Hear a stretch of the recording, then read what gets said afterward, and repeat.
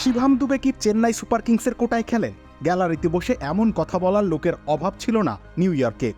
পাকিস্তানের বিপক্ষের ম্যাচে কঠিন সময় ব্যাট করতে নেমে তিনি হয়েছেন চূড়ান্ত ব্যর্থ। এখানেই শেষ নয়, ফাইন লেগে দাঁড়িয়ে তিনি সহজ একটা ক্যাচ ছেড়েছেন খোদ মোহাম্মদ রিজওয়ানের। বোলার জাসপ্রীত বুমরাহ যেন নিজের চোখকেও বিশ্বাস করতে পারছিলেন না। বোঝাই যাচ্ছে ইন্ডিয়ান প্রিমিয়ার লিগ আর আন্তর্জাতিক ক্রিকেটের পার্থক্যটা হারে হারে টের পেতে শুরু করেছেন শিভাম দুবে। সমালোচনা আরও বেশি হচ্ছে কারণ শিভাম দুবেকে দলে রাখতে গিয়ে board of control for cricket in ইন্ডিয়ার নির্বাচকরা বাদ দিয়েছেন রিঙ্কু সিংকে। চা মানে লাইফটা ভরপুর, চা মানে ইস্পাহানি মির্জাপুর। রিঙ্কু সিংয়ের সামর্থ্য নিয়ে কোনো সন্দেহ নেই। রিঙ্কু আইপিএলের নিয়মিত পারফর্মার তো বটেই, ভারতীয় দলেও যতদিন সুযোগ পেয়েছেন তিনি দারুণ ক্রিকেট খেলেছেন।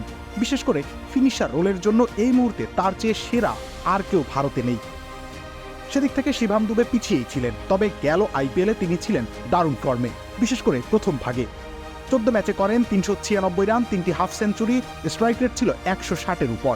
কিন্তু আন্তর্জাতিক ক্রিকেটে তিনি নিজেকে মানিয়ে নিতে পারছেন না। সবচেয়ে বড় সমস্যা, কোয়ালিটি পেস বোলিংয়ের বিপক্ষে তিনি বেশ দুর্বল। আয়ারল্যান্ডের বিপক্ষে প্রথম ম্যাচে ব্যাট করার তেমন সুযোগ পাননি, ক্রিজে নেমেছিলেন বটে, তবে তার সাহায্য ছাড়াই ভারতকে জয়ের বন্দরে পৌঁছে দেন ঋষভ পান্ত। কিন্তু পাকিস্তানের বিপক্ষের ম্যাচে সত্যি জ্বলে ওঠা দরকার ছিল দুবের, কিন্তু তিনি সেটা পারেননি। বরং বোলার নাসিম শাহর হাতে ক্যাচ তুলে দেওয়ার আগে 9 বলে করেছেন মাত্র 3 রান। মিডিয়াম পেস বোলিং করতে জানেন, এই যুক্তিতে তাকে রিঙ্কুর চেয়ে এগিয়ে রেখেছিলেন নির্বাচকরা। যদিও সেটা ব্যবহার করছে না ভারত, তাহলে তাকে দলেই বা রাখতে হবে কেন, তাও বিশ্বকাপের মতো গুরুত্বপূর্ণ মঞ্চে। রবিউল ইসলাম রনি, খেলা 71।